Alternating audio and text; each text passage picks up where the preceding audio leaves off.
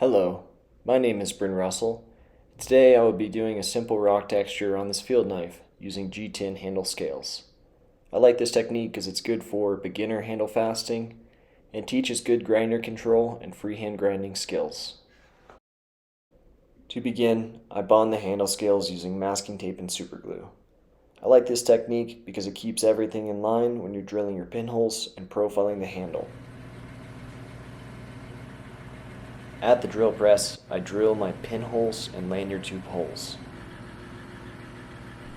Then, I trace out the outline of the handle using the pins as guides. It's important to note that G10 can be very dangerous to work with. The dust made from sanding or cutting it is cancerous and can cause injury to yourself and others.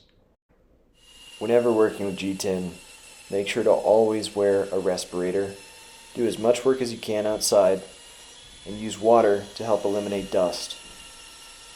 Also, it's helpful to use fresh belts and blades to cut the material effectively. After the scales are roughly cut out, I move to the grinder and use the knife as a guide to profile the handle fully. Make sure you wear a respirator. I use a pencil to mark out some rough grind lines and then taper the front of the handle towards the bolster area.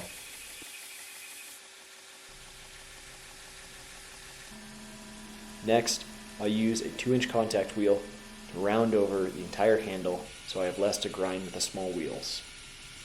Using my smallest wheel attachment and a fresh 220 grit belt, I begin to make my rock texture. There's different ways to do this, but I like to start at the back of the knife and work the face first and then the sides.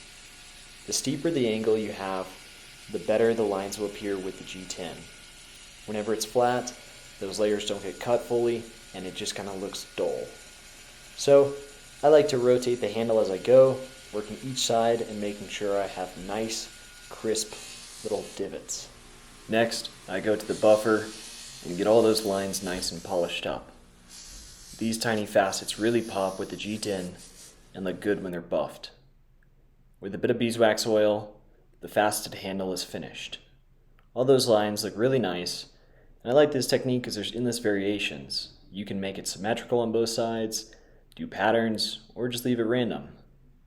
So finally, I'll split open the scales with a dull knife. And as you can see, you have a perfectly book-matched set of scales. After this, I glued up the scales and then went to the grinder to take down the pins.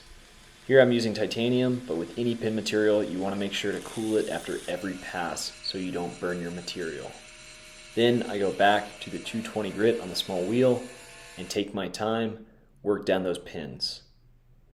The knife is now finished. Thank you for watching.